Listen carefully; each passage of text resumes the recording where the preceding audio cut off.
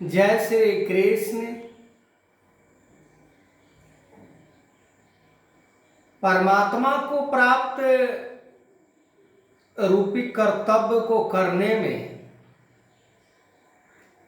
संसार में यदि कठिनाई भी आता है मनुष्य को, तो उसे समझना चाहिए कि हमारा उन्नति हो रहा है।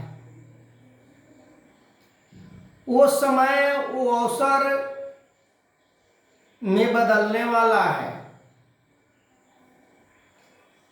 जिसने भी परमात्मा को प्राप्त करने का मन के अंदर इच्छा रखा ये संसार में, उनका ये संसार में जो कर्तव्य को करते हुए सहना पड़ा, वो बड़ा सोचने की विषय है।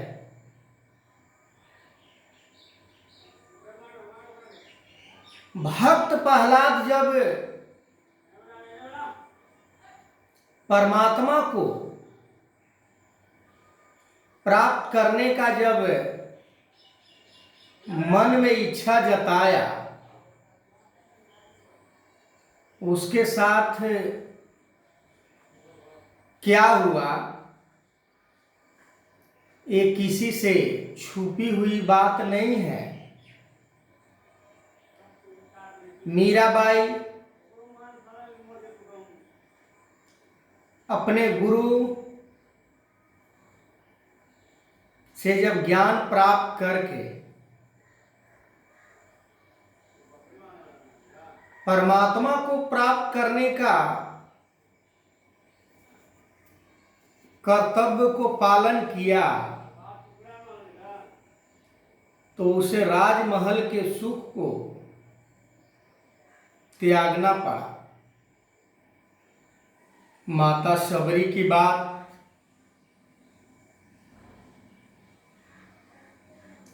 परमात्मा को प्राप्त करने के लिए रात दिन अपने आँख की पलकों को बिछाए हुए ये सोच रही है कि कब हमारे राम आएंगे।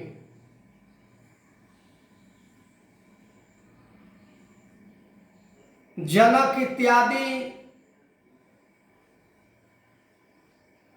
जितने भी संत महापुरुष हुए, जिन्होंने परमात्मा को प्राप्त करने का इच्छा जताया,